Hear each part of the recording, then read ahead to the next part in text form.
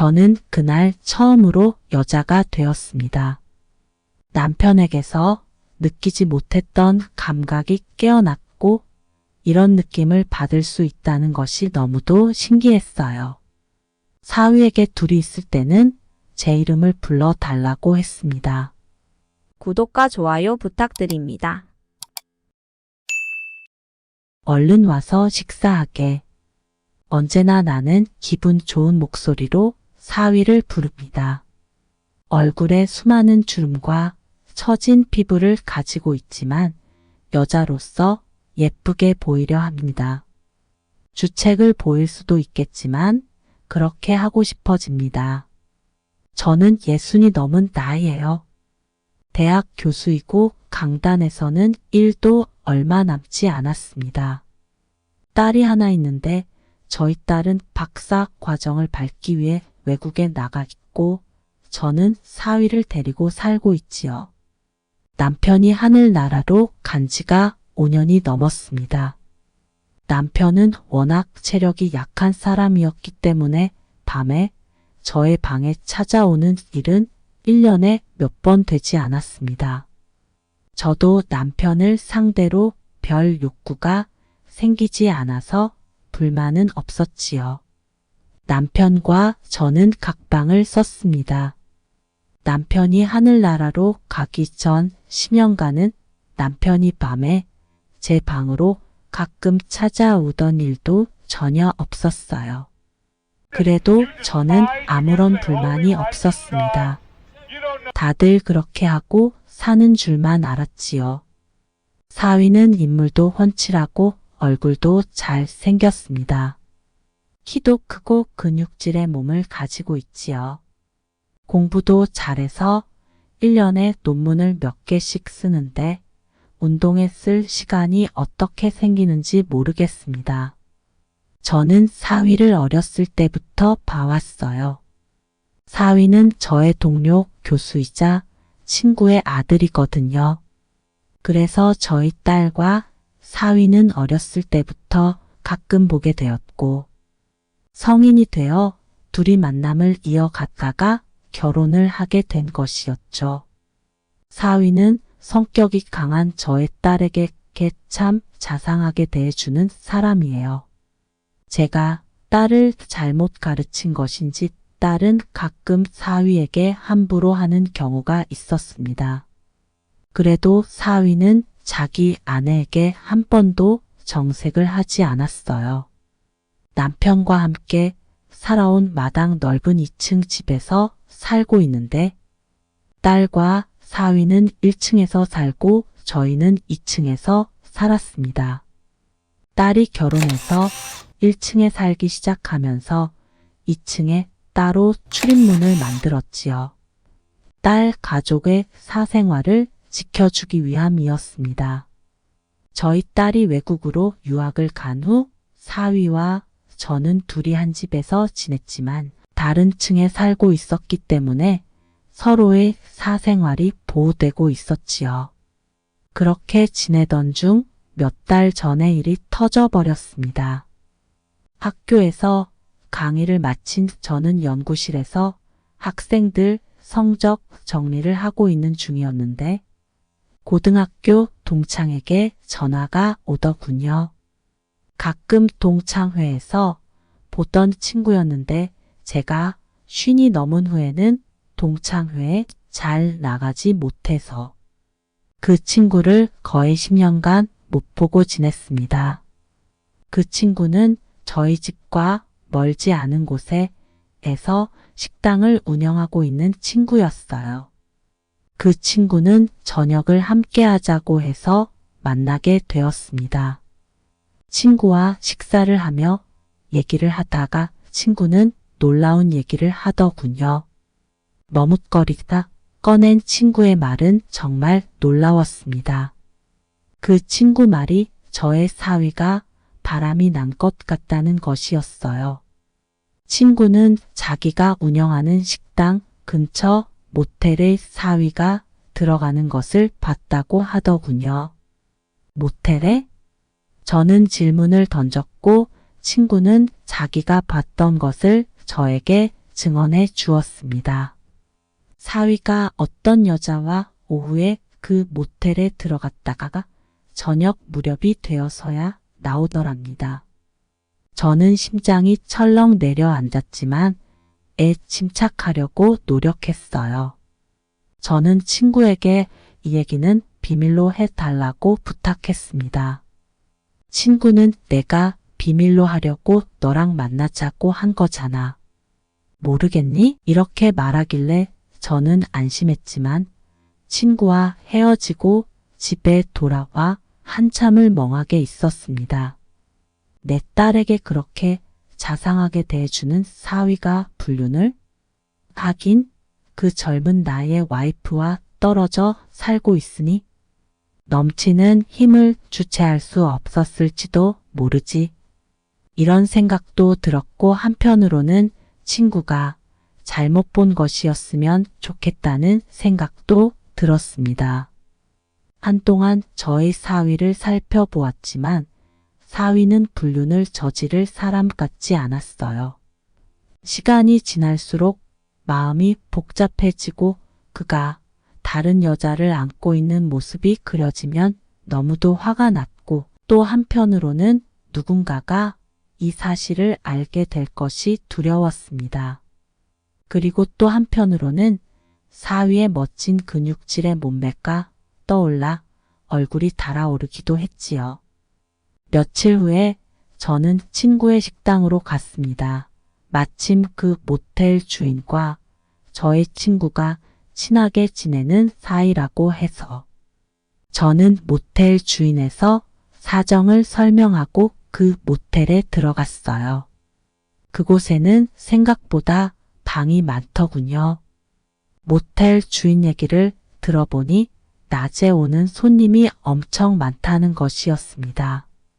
저는 친구에게 확실하게 내 사위를 본 것이 맞냐고 또 물어봤고 내가 내 잘생긴 사위의 얼굴도 모르겠니? 이 말에 저는 또 심장이 떨려왔습니다. 친구는 모텔 주인에게 부탁해서 제가 사위의 불륜 현장을 확인할 수 있도록 도와달라고 하더군요. 모텔 주인은 알겠다고 했습니다. 모텔 주인이 CCTV를 확인해 주겠다는 말을 했고 저는 집으로 돌아왔어요.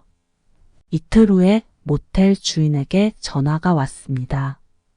저는 한달음에 그 모텔로 달려갔고 사위가 중년의 여자와 그 모텔에 출입한 영상을 확인했지요.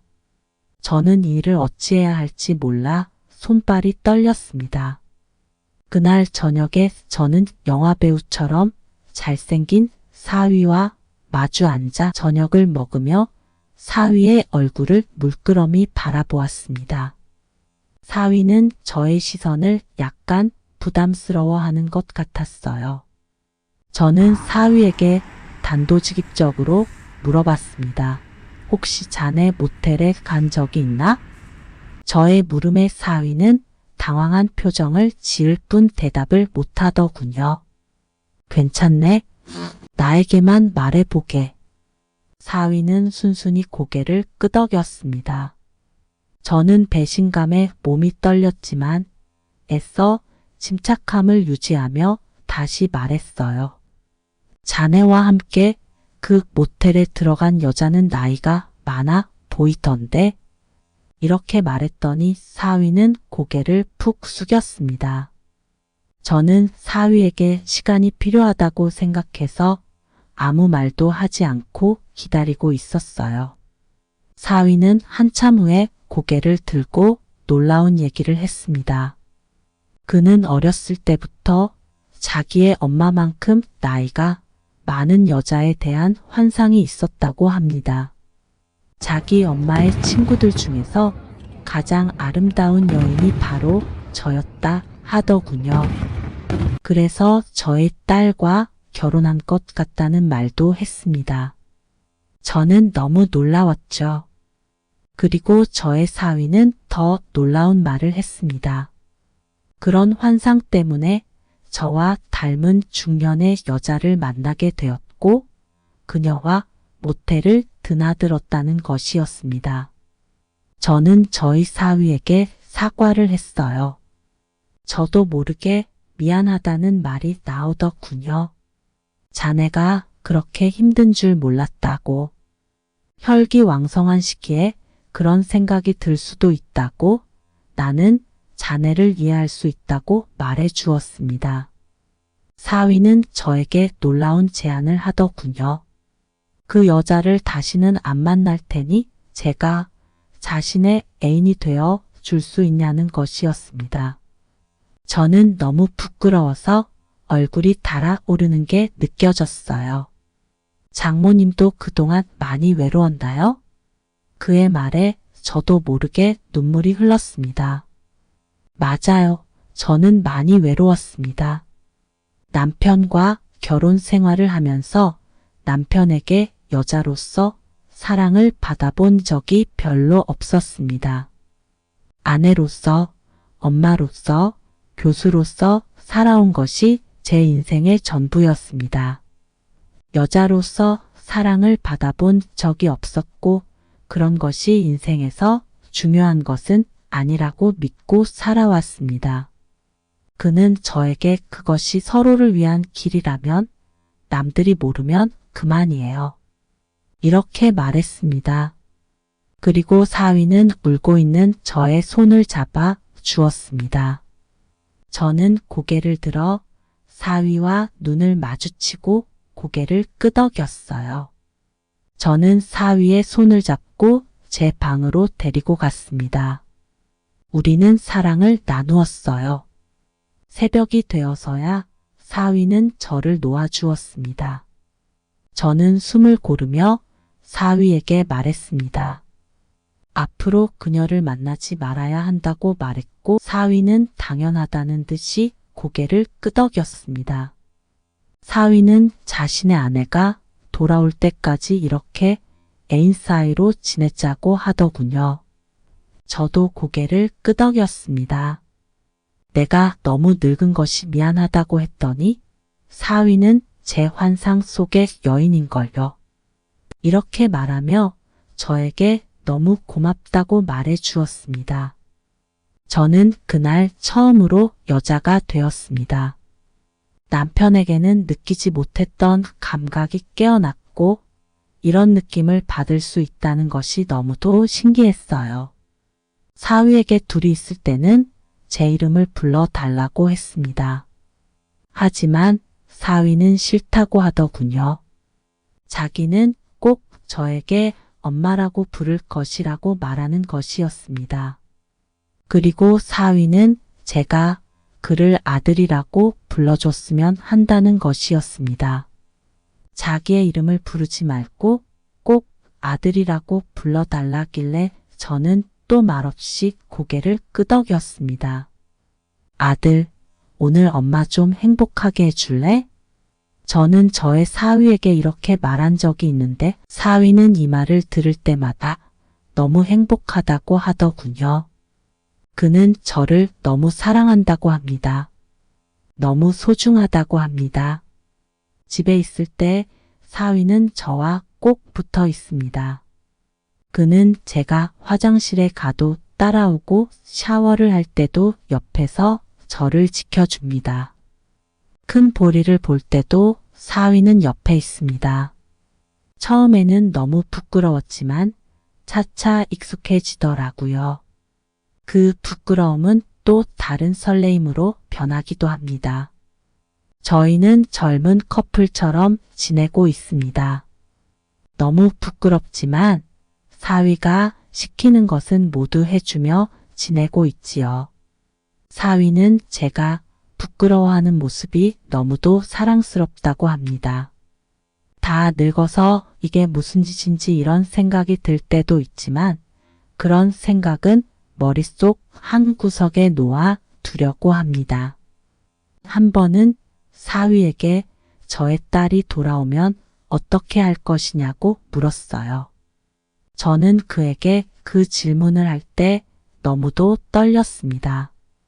혹시라도 그의 입에서 저와의 관계를 끝낼 것이라는 말이 나올까 봐 두려웠던 것이지요.